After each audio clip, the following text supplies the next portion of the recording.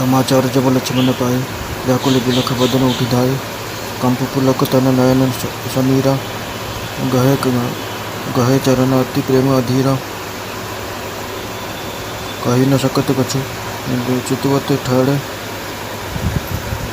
नीन दीन जनु, जलते काढ़े। सहृदय विधि होनिहारा। सब सुख सुकृत सिरान हमारा।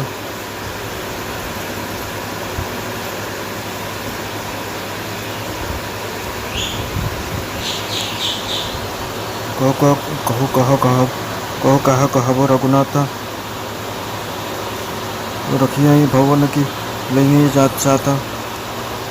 राम बिल की बंद कर जोरे, देह गेह सब सन तृण तोरे। बोले बचन राम जय नागर, शील स्नेह सरल सुख सागर। तात प्रेम बस जनिक कदराहु, समझि हृदय परिणाम उछाहु।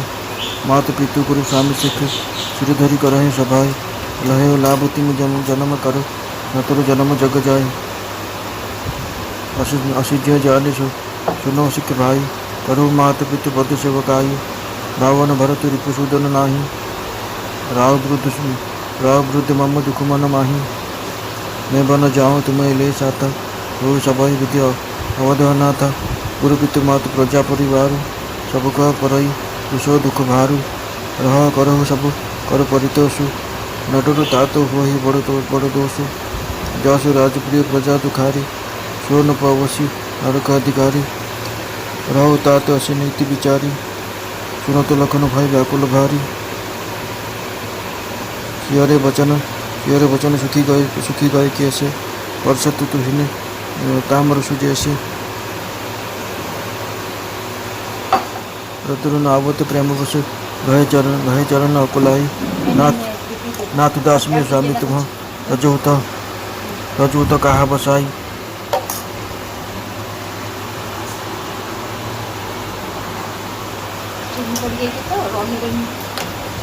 देनी मोह सिकने की गोसाई, लागिया कम अपनी कदराई। नरवर धीर धर्म दुर्धारी, निगम नीति कहते अधिकारी। निशि प्रभु सनहि प्रतिपाला, मंदिर मेरु की देहि मराला। गुरु पितु मातु न जानो काहू, कहु सुभाव नाथ पति आहू। जहाँ लगी जगत स्नेह सगाई। प्रीति प्रतीति निगम निजु गाई। मोर सबई एक तुम स्वामी, दीन बंधु गुरु अंतर्जामी। करुणा सिंधु सुबंधु के, सुनिन मधु वचन विनीत। समझाए उरुलाई प्रभु, जाने स्नेह सभीत।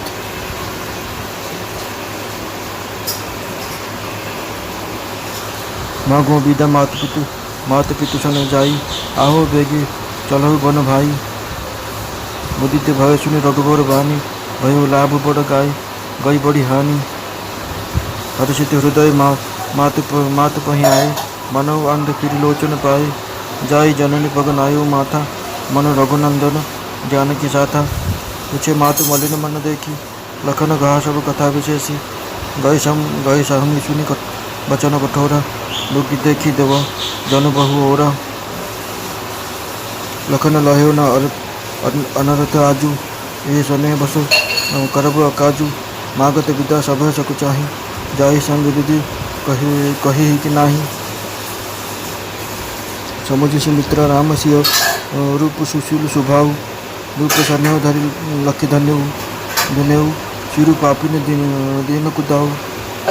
धीरज धरे कुआसुर जानी, राज श्रुत बोली मृदुबानी। तात तुम्हारी मातु में दही, पिता राम सब भांति सनेही। अवधत हाँ जहाँ राम निवासु, हाँ दिवसु जहाँ भानु प्रकाशु। जो पे सिय राम बन जाही, अवध तुम्हार काजु कछु नाही। गुरु पीतु मातु बंधु सुरसाई। सोई है सकल प्राण की नाई, राम प्राण पिय जीवन जी के। स्वार्थ रहित सखा सबही के, पूजनीय प्रिय परम जहाँ ते। सब मनि है राम के नाते, असिजिया जान संग बन जाहू। लेहु तात जगत जीवन लाहू, भूरी भाजुन भय मोहि। समेत भूरी भाग भजन भयहु, मोहि समेत बलि जाऊं, जे तुम्हारे मन छाड़ी चलू, तीनों राम पद ठाऊं। पुत्रवती जुवती जुग्न जग सोई, रघुपति भगतु जासु सुत होई। नतुर बाज बलि बाध बियानी, राम विमुख सुत ते हित जानी। तुमरे भाग राम बन जाहि, विसुर हेतु तात कुछ नाही। सकल सुकृत कर बड़ फल एहु, राम सिय पद सहज सनेहु। राग रोषु ईर्षा मद मोहु, जनि सपन इन्ह के बसुनोहु। सकल प्रकार विकार बिहाई, मन क्रम वचन करहु सेवकाई।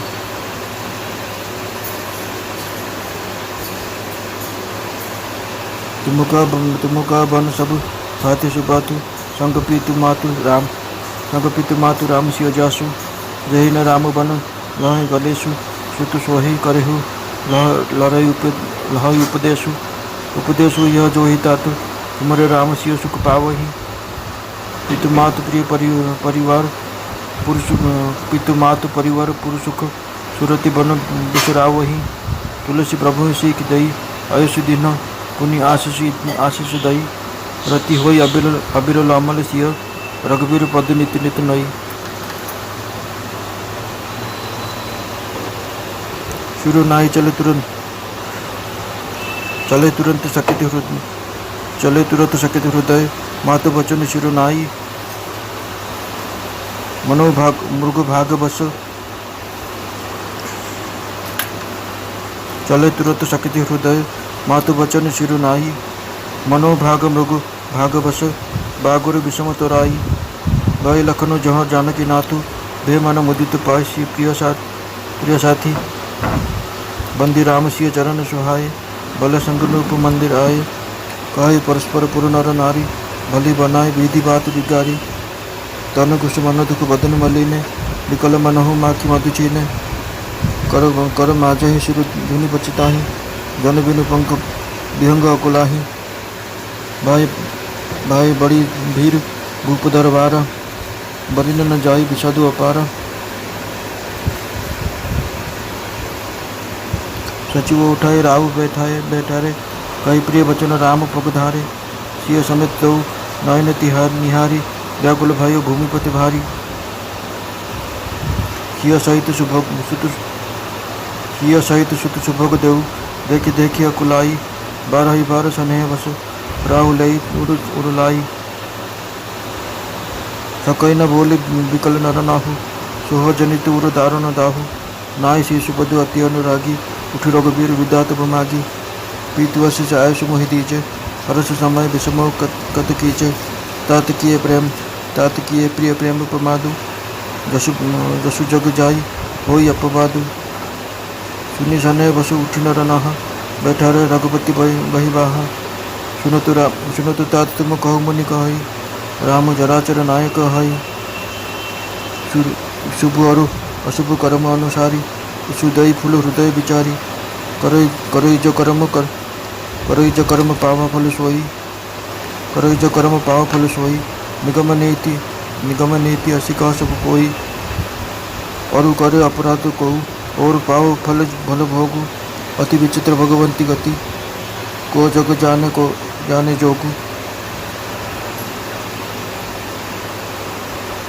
राय राम लखन हित लागी, बहुत उपाय किए छलु त्यागी। लखी राम रुख रहत न जाने, धर्म धुरंधर धीर सयाने। तब नुप सिय लाई उर लीन्ही, अति हित बहुत भांति सिख दीन्ही। कही बन के दुख दुसह सुनाए, सासु ससुर पुत्र सुख समझाए।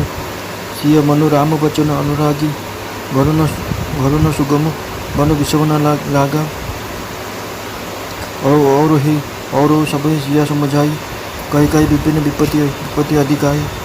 सचिव नारी गुरु नारी सयानी, सहित स्नेह कहे मृदुबानी। तुम कहो तो न दिन वनवासु, करहु जो कहे ससुर गुरु सासु। सीख शीतल हित मधुर मृदु, सुनिश्चित ही न सुहानी। शरद चंद बदने लगत, जनु चकई अकुलानी। किए सकुच बसु उत्तर न दे सो सुनि दमकी उठी कही मुनि पट भूषण भाजन आनी आगे धरी बोली मृदुबानी नृपहि प्राण प्रिय तुम रघुवीर साई शील स्नेह न छाड़ी भीरा सुकृत सुजसु परलोक न साऊ तुम्हें जान बड़ तुम्हें जान बन कही न काऊ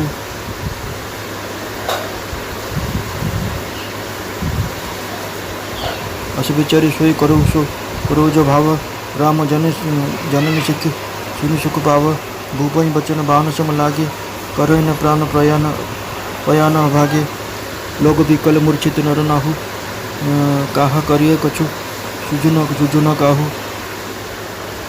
राम तुरत मुनि बेश बनाई चले जनक जननी सुर नाई सजीवन साधु समाज सबु वनिता बंधु समेत बंदी विप्र गुरु चरण प्रभु चले करी सभई अचेत।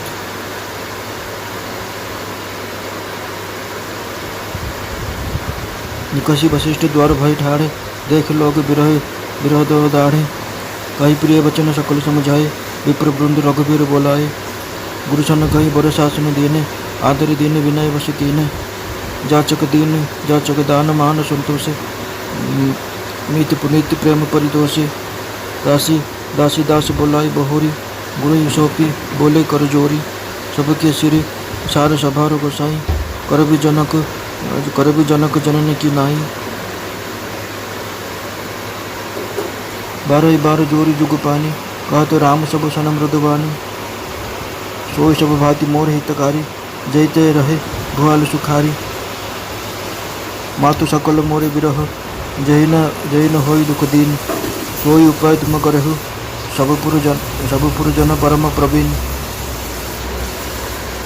यही विधि राम सब समझावा गुरुपद पद्म हर्ष शिर नावा गणपति गौरी गिरीश मनाई चले आशीष पाए रघुराई राम चलते अति भय विषादु सुनि न जयपुर आवतु आरत नादु कुशगन लंक अवध अति शोकु हरस विषाद दिवस सुरलोकु राम मूर्छा तब भूपति समाचार पाइला क्षण लक्षण व्याकुल हो धाई आसिले शरीर कंपुए सर्वांग रोमांचित हो जाए नेत्र अश्रुजल पूर्ण हो जाए प्रेम अत्यंत अधीर हो सी आसी श्रीराम को पाद धरिले से किसी कहीपारे ना स्तंभीभूत हो खाली चाह रही माछ को पानी बाहर करदे बेचारा माछर दशा जपरी हो जाए से सेपरी हो जाते मने मने भावुता हे विधाता एथर मने मने भावुता हे विधाता एथर कौन हे कौन आमर सब सुख सकल पुण्य शेष होगला मते रघुनाथ कौन कहे घरे छाड़ी जीवे ना साथी नहीं जीवे श्रीराम देखिले लक्षण देह तथा गृहर सकल सम्मत तुटाई दे कर जोड़ी ठिया होती यह देखी नीति निपुण तथा शील स्नेह सरलता और सुखर सागर श्रीराम कहले भाई एठारे रहिले जो लाभ हेब ता विचार कर बुझा चेष्टा कर प्रेमवशतः एपरी अधीर हुआ ना जो मैंने माता पिता गुरु स्वामी उपदेश को श्रद्धा सहित शिरधार्य करती से नरजन्मर लाभ पाई अन्यथा जगत जन्म होगा वृथा भाई यह हृदयंगम कर मो कथा शुण और माता पिता चरण सेवा कर भरत शत्रुघ्न नौर नहांती महाराज वृद्ध मो पाई मनरे घोर दुख एपरी अवस्था मुझे तुमको मो साथी वन को नहीं जाए तेज अयोध्या सब प्रकार अनाथ हो गुरु पिता माता प्रजा परिवार समस्त उपर दुखर दुस्सह भार आसी पड़ तेणु तुम्हें यहीठार रुह और समस्त सन्तोष विधान कर अन्यथा सत्य भाई बड़ दोष हो जो राज्य प्रिय प्रजागण दुखर रहती हे भाई ये नीति हृदयंगम कर तुम्हें घरे रुह यह शुणा मात्रे लक्षण अत्यंत व्याकुल हो पड़े शिष्यर सहसार पद्मफुल चिन्ह होगा परी श्रीराम शीतल वचन शुणी लक्षण शीर्ण होगले प्रेमवशतः लक्षण मुखर किसी कहीपारे नहीं से व्याकुल हो श्रीराम को पाद धरिले और कहले हे नाथ मुझे दास आपण मोर प्रभु तेणु आपण जदि मत छाड़ी चलीजे तो मोर बा कि उपाय अच्छी हे स्वामी आपण मत सुंदर उपदेश देले सत किंतु मोर दुर्बलता हेतु मुझा पालन करने को अक्षम जो मैंने धर्म धुरंधर जो मैंने धीर से श्रेष्ठ पुरुष मैंने ही निगम और नीति निपुण नीतिशास्त्र अधिकारी ମୁଁ ତ ପ୍ରଭୁଙ୍କ ସ୍ନେହରେ ପାଳିତ ପାଳିତ ବାଳକଟିଏ ମାତ୍ର। ହଂସଟିଏ କିପରି ମେରୁ ପର୍ବତକୁ ଉଠାଇ ପାରିବ? ହେ ନାଥ, ମୁଁ ନିଷ୍କପଟ ଭାବରେ କହୁଛି, ଆପଣ ବିଶ୍ୱାସ କରନ୍ତୁ, ମୁଁ ଆପଣଙ୍କ ଛଡ଼ା ଗୁରୁ, ପିତା, ମାତା କାହାକୁ ବି ଜାଣେ ନାହିଁ। ହେ ସ୍ୱାମୀ, ହେ ଦୀନବନ୍ଧୁ, ହେ ସବୁରି ହୃଦୟର ଅନ୍ତର୍ଯାମୀ, ଜଗତରେ ଯେତେ ବେଦବିହିତ ସ୍ନେହ ସମ୍ବନ୍ଧ ଓ ପ୍ରେମ ଓ ବିଶ୍ୱାସ ରହିଛି, ମୋ ନିମନ୍ତେ କେବଳ ଆପଣ ହିଁ ସେହି ସବୁକିଛି। ଧର୍ମ ନୈତିକ ଉପଦେଶ ତ ତା ପାଇଁ ଆବଶ୍ୟକ, ଯାହାକୁ କୀର୍ତ୍ତି, ବିଭୂତି ବା ସଦ୍ଗତି ପ୍ରିୟ ଲାଗେ, କିନ୍ତୁ ମୋର ସେସବୁ ଲୋଡ଼ା ନାହିଁ। ଯେ କାୟମାନ ବାକ୍ୟରେ ପ୍ରଭୁଙ୍କ ଚରଣରେ ପ୍ରେମ ରଖେ, ହେ କୃପାସିନ୍ଧୁ, ସେ କ'ଣ ତ୍ୟାଗର ଯୋଗ୍ୟ? କରୁଣାସାଗର ଶ୍ରୀରାମ ପ୍ରିୟ ଭାଇର କୋମଳ ନମ୍ର ବଚନ ଶୁଣିଲେ। ସ୍ନେହ ହେତୁ ଭାଇ ଭୀତତ୍ରସ୍ତ ହୋଇଯାଇଛି ଜାଣି ତାକୁ ବକ୍ଷରେ ଲଗାଇ ବୁଝାଇଲେ ଏବଂ କହିଲେ, ଭାଇ, ମାଆଙ୍କଠାରୁ ବିଦାୟ ମାଗି ଆସ। ବନକୁ ଯିବା ଲାଗି ଶୀଘ୍ର ବାହାରି ପଡ଼। ରଘୁକୁଳ ସ୍ଥିତ ଶ୍ରୀରାମଙ୍କ ବାଣୀ ଶୁଣି ଲକ୍ଷ୍ମଣ ଆନନ୍ଦିତ ହୋଇଗଲେ। ତାଙ୍କ ମନରେ ବିରାଟ କ୍ଷତି ହୋଇଯିବାର ଯେଉଁ ଭୟ ଥିଲା, ତାହା ଦୂର ହୋଇଗଲା। ତାଙ୍କୁ ବହୁତ ବଡ଼ ଲାଭ ମିଳିଗଲା। ଅନ୍ଧ ନେତ୍ର ପାଇଲା ପରି ସେ ହର୍ଷିତ ହୃଦୟରେ ମାତା ସୁମିତ୍ରାଙ୍କ ନିକଟକୁ ଚାଲିଗଲେ। ମାତାଙ୍କ ଚରଣରେ ସେ ପ୍ରଣାମ କଲେ, କିନ୍ତୁ ତାଙ୍କର ମନ ଯାଇ ରହିଥାଏ ରଘୁକୁଳର ଆନନ୍ଦଦାତା ଶ୍ରୀରାମ ଓ ଜାନକୀଙ୍କ ପାଖରେ। ତାଙ୍କର বিষণ্ଣ ବଦନ ଦେଖି ମାତା କାରଣ ପଚାରିଲେ। ଲକ୍ଷ୍ମଣ ସବୁ କଥା ବୁଝାଇ କହିଦେଲେ। ବଣରେ ଚତୁର୍ଦ୍ଦିଗରେ ନିଆଁ ଲାଗିଯିବା ଦେଖି ହରିଣ ଯେପରି ତ୍ରସ୍ତ ହୋଇଯାଏ, ସେହି କଠୋର ବଚନ ଶୁଣି ସୁମିତ୍ରା ସେହିପରି ତ୍ରସ୍ତ ହୋଇଗଲେ। ଲକ୍ଷ୍ମଣ ଦେଖିଲେ ବଡ଼ ଅନର୍ଥ ଆସି ପହଞ୍ଚିଗଲା। ମାତା ସ୍ନେହବଶତଃ ସବୁ କାମ ଭ୍ରଷ୍ଟ କରିଦେବେ। ତେଣୁ ସେ ବିଦାୟ ମାଗିଲା ବେଳେ ଭୟରେ ସଙ୍କୁଚିତ ହୋଇ ମନେ ମନେ ଭାବିଲେ, ହେ ଦୈବ, ମା ଏବେ ଭାଇଙ୍କ ସାଥିରେ ଯିବାକୁ ହଁ କରିବି କି ନାହିଁ କିଏ ଜାଣେ। ସୁମିତ୍ରା ଶ୍ରୀରାମ ଓ ଲକ୍ଷ୍ମଣଙ୍କ ରୂପ, ଗୁଣ ଓ ସୁନ୍ଦର ସ୍ୱଭାବ ହୃଦୟଙ୍ଗମ କରି ସେ ଦୁହିଁଙ୍କ ଉପରେ ରାଜାଙ୍କର ବିଶେଷ ପ୍ରେମ ଥିବା ବିଷୟ ବିଚାର କରି ପଶ୍ଚାତାପ କଲେ ଏବଂ କହିଲେ, ପାପିନୀ କୈକେୟୀ ମର୍ମସ୍ଥାନରେ ବଡ଼ ନିଷ୍ଠୁର ଆଘାତ ଦେଲା, କିନ୍ତୁ ତାହା ଶୋକ କରିବାର ଉଚିତ ଅବସର ନୁହେଁ ଜାଣି ସେ ଧୈର୍ଯ୍ୟ ଧରିଲେ ଏବଂ ସ୍ୱଭାବତଃ ହିତକାଂକ୍ଷୀ ସୁମିତ୍ରା କୋମଳ କଣ୍ଠରେ କହିଲେ, ହେ ପୁତ୍ର, ଜାନକୀ ତୋର ମାତା ଏବଂ ଯେଉଁ ଶ୍ରୀରାମ ତୋତେ ସବୁ ପ୍ରକାରେ ସ୍ନେହ କରନ୍ତି, ସେ ହିଁ ତୁମର ପିତା। ହେ ପୁତ୍ର, ଜାନକୀ ତୁମର ମାତା ଏବଂ ଯେଉଁ ଶ୍ରୀରାମ ତୁମକୁ ସ୍ନେହ କରନ୍ତି, ସେ ସବୁ ପ୍ରକାରେ ହିଁ ତୁମର ପିତା। ଯେଉଁଠି ଶ୍ରୀରାମଙ୍କର ନିବାସ ତାହା ହିଁ ଅଯୋଧ୍ୟା। ସୂର୍ଯ୍ୟଗ୍ରହଣ ଯେଉଁଠି, ଦିନ ସେଇଠି। ଯଦି ସୀତାରାମ ନିଶ୍ଚିତ ରୂପେ ବନକୁ ଯାଉଛନ୍ତି, ତେବେ ଅଯୋଧ୍ୟାରେ ତୁମର କିଛି କାର୍ଯ୍ୟ ନାହିଁ। ଗୁରୁ, ପିତା, ମାତା, ଭାଇ, ଦେବତା ଓ ସ୍ୱାମୀ ଏମାନଙ୍କର ସେବା ମନ ପ୍ରାଣ ଦେଇ କରିବା ଉଚିତ। ପୁଣି ଶ୍ରୀରାମ ତ ସବୁରି ପ୍ରାଣପ୍ରିୟ, ସମସ୍ତଙ୍କ ହୃଦୟରେ ଜୀବନ ଏବଂ ସମସ୍ତଙ୍କର ନିଃସ୍ୱାର୍ଥ ସଖା। ଜଗତରେ ଯେତେ ସବୁ ପୂଜ୍ୟ ଓ ପରମପ୍ରିୟ ବ୍ୟକ୍ତି ଅଛନ୍ତି, ସେ ସମସ୍ତେ ଶ୍ରୀରାମଙ୍କର ସମ୍ପର୍କରୁ ହିଁ ପୂଜ୍ୟ ଓ ପରମ ପ୍ରିୟ ରୂପେ ମାନ୍ୟ। ହୃଦୟରେ ଅନୁଭବ କରି, ହେ ପୁତ୍ର, ତାଙ୍କ ସହିତ ତୁମେ ବନକୁ ଯାଅ ଏବଂ ଜଗତରେ ଜୀବନ ଧରିବାର ଉଦ୍ଦେଶ୍ୟ ସାର୍ଥକ କର। ମୁଁ ତୁମର ରାମଭକ୍ତିକୁ ଆଦର କରୁଛି। ତୁମେ ଅତ୍ୟନ୍ତ ଭାଗ୍ୟବାନ, କାରଣ ତୁମର ମନ ଛନ୍ଦ କପଟ ଛାଡ଼ି ଶ୍ରୀରାମଙ୍କ ଚରଣରେ ଲାଗି ସାରିଛି। ତୁମ ଯୋଗୁଁ ମୁଁ ବି ଭାଗ୍ୟବାନ। ସଂସାରରେ ରାମଭକ୍ତ ପୁତ୍ର ଜନ୍ମ କରିଥିବା ସ୍ତ୍ରୀ ହିଁ ପ୍ରକୃତ ପୁତ୍ରବତୀ। ଯିଏ ରାମବିମୁଖ ପୁତ୍ର ଜନ୍ମ କରି ନିଜକୁ ଭାଗ୍ୟବତୀ ବୋଲି ଭାବେ, ସେ ତ ବାଞ୍ଜ ହୋଇ ଯାଇଥିଲେ ଭଲ ହୋଇଥାନ୍ତା। ତାର ପ୍ରସବ କରିବା ହିଁ ବୃଥା। ତୁମେ ସ୍ୱପ୍ନରେ ବି କାମ, କ୍ରୋଧ, ମୋହ ଓ ମାଶ୍ଚର୍ଯ୍ୟର ବଶ ହେବ ନାହିଁ। ସକଳ ପ୍ରକାର ବିକାର ତ୍ୟାଗ କରି କାୟମାନ ବାକ୍ୟରେ ସୀତାରାମଙ୍କର ସେବା କରିବ। ହେ ପୁତ୍ର, ତୁମରି ଭାଗ୍ୟରୁ ହିଁ ଶ୍ରୀରାମ ବନକୁ ଯାଉଛନ୍ତି। ଏଥିରେ ଅନ୍ୟ କୌଣସି କାରଣ ନାହିଁ। ସୀତାରାମଙ୍କ ଚରଣର ସ୍ୱାଭାବିକ ପ୍ରେମ ହୋଇଯିବା ହିଁ ସକଳ ପୁଣ୍ୟର ଶ୍ରେଷ୍ଠତମ ଫଳ। ରାମ ସୀତାଙ୍କ ପରି ପିତାମାତା ତୁମ ସାଙ୍ଗରେ ଥିବାରୁ ବନରେ ତୁମେ ସବୁ ଦୃଷ୍ଟିରୁ ସୁଖରେ ରହିବ। ଯାହା କଲେ ଶ୍ରୀରାମ ବନର କୌଣସି କ୍ଲେଶ ପାଇବେ ନାହିଁ, ତୁମେ ତାହା ହିଁ କରିବ। ତୁମକୁ ମୋର ଏହା ହିଁ ଉପଦେଶ। ହେ ପୁତ୍ର, ମୋର ଉପଦେଶ ଏହି ଯେ ତୁମେ ବନରେ ଶ୍ରୀରାମ ଓ ସୀତାଙ୍କର ଉପରେ ସେବା କରିବ, ଯାହାଫଳରେ କି ସେମାନେ ସୁଖ ପାଇବେ ଏବଂ ପିତାମାତା, ପ୍ରିୟ ପରିବାର ତଥା ନଗରର ସୁଖକୁ ଭୁଲିଯିବେ। ତୁଳସୀଦାସ କହୁଛନ୍ତି, ମୋ ପ୍ରଭୁ ଲକ୍ଷ୍ମଣଙ୍କୁ ଏପରି ଶିକ୍ଷା ଦେଇ ମାତା ବନଗମନ ପାଇଁ ଆଜ୍ଞା ଦେଇଦେଲେ ଏବଂ ସୀତାରାମଙ୍କ ଚରଣରେ ନିତ୍ୟ ନୂତନ ପ୍ରଗାଢ଼ ନିର୍ମଳତା ନିଷ୍କାମ ପ୍ରେମ ହେଉ ବୋଲି ଆଶୀର୍ବାଦ ଦେଲେ। ମାଆଙ୍କ ଚରଣରେ ପ୍ରଣାମ କରି ଏବଂ ସବୁ ହୋଇଯିବା ପରେ ବି କାଳେ କିଛି ବିଘ୍ନ ଘଟିଯିବ କି ବୋଲି ମନରେ ଭୟ ରଖି ଲକ୍ଷ୍ମଣ ସେଠାରୁ ଶୀଘ୍ର ପଳାଇଗଲେ। ତାଙ୍କୁ ଦେଖି ମନେ ହେଲା ସତେ ଯେପରି ହରିଣଟିଏ କୌଣସି ଏକ ଟାଣୁଆ ଜାଲ ଛିଣ୍ଡାଇ ଦେଇ ଖସି ପଳାଇଲା। ଲକ୍ଷ୍ମଣ ଯାଇ ଶ୍ରୀରାମଙ୍କ ନିକଟରେ ପହଞ୍ଚିଗଲେ ଏବଂ ପ୍ରିୟ ଭାଇଙ୍କ ସଙ୍ଗ ପାଇ ଅତ୍ୟନ୍ତ ଆନନ୍ଦିତ ହୋଇଗଲେ। ତାପରେ ରାମ ସୀତାଙ୍କ ସୁନ୍ଦର ଚରଣ ବନ୍ଦନା କରି ସେ ଦୁହିଁଙ୍କ ସହିତ ସେ ରାଜଭବନକୁ ଚାଲିଲେ। ନଗରର ନରନାରୀମାନେ ନିଜ ନିଜ ମଧ୍ୟରେ କୁହାକୁହି ହେଉଥାନ୍ତି। ସବୁ ଠିକ୍ଠାକ୍ ହୋଇଯାଇଥିବା ବେଳେ କାର୍ଯ୍ୟଟିକୁ ବିଧାତା ବିଗାଡ଼ିଦେଲା। ସେମାନଙ୍କ ଶରୀର ଦୁର୍ବଳ, ମନ ଦୁଃଖୀ ଓ ମୁଖ ବିରସ ହୋଇଯାଇଥାଏ। କେହି ଫେଣାରୁ ମହୁ ନେଇଗଲେ ମହୁମାଛିମାନେ ଯେପରି ବ୍ୟାକୁଳ ହୁଅନ୍ତି, ସେମାନେ ସେପରି ବ୍ୟାକୁଳ ହେଉଥାନ୍ତି। ଡେଣା ହରାଇ ଦେଇ ପକ୍ଷୀମାନେ ଛଟପଟ ହେଲା ପରି ସମସ୍ତେ ହାତ ପିଟି ମୁଣ୍ଡ ପିଟି ହାୟ ହାୟ ହେଉଥାନ୍ତି। ରାଜଦ୍ୱାରରେ ଭୀଷଣ ଭିଡ଼ ଲାଗିଥାଏ। ସେ ଅପାର ବିଷାଦ ବିଷୟରେ ବର୍ଣ୍ଣନା କରାଯାଇ ପାରିବ ନାହିଁ।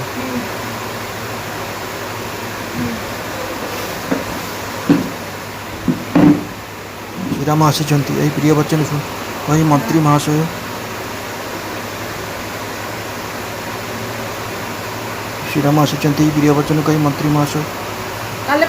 ମହାଶୟ ରାଜାଙ୍କୁ ଉଠାଇ ବସାଇଲେ।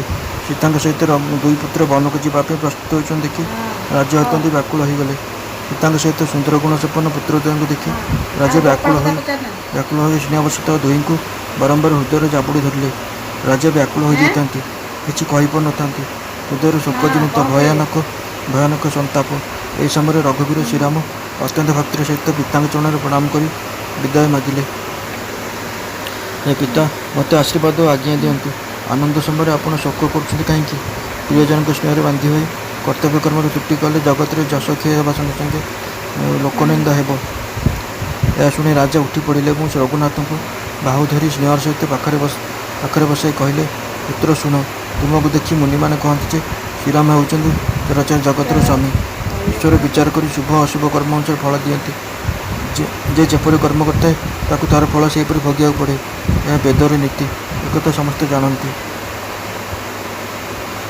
କିନ୍ତୁ ଏ ସ୍ଥଳରେ ତ ଏହାର ବିପରୀତ ଘଟିଗଲା।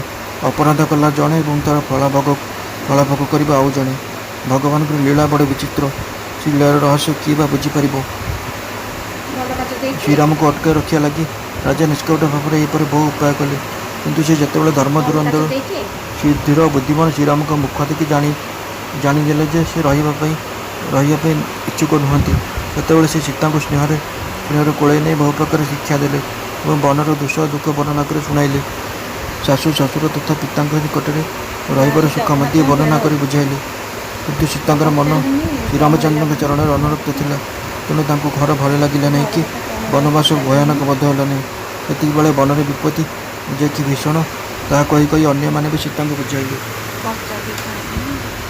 କିନ୍ତୁ ସୀତାଙ୍କର ମନ ମନ୍ତ୍ରୀ ସୁମନ୍ତ୍ରଙ୍କ ପତ୍ନୀ ଓ ଗୁରୁ ବଶିଷ୍ଠଙ୍କ ସ୍ତ୍ରୀ ଅରୁନ୍ଧତୀ ତଥା ଅନ୍ୟାନ୍ୟ ବୁଦ୍ଧିମତୀ ସ୍ତ୍ରୀମାନେ ସ୍ନେହର ସହିତ କୋମଳ ଭାବରେ କହିଲେ, ରାଜା ତ ତୁମକୁ ବନବାସ ଦେଇନାହାନ୍ତି, ତେଣୁ ଶାଶୁ ଶ୍ୱଶୁର ଓ ଗୁରୁ ଯାହା କହୁଛନ୍ତି ତୁମେ ସେଇଆ କର।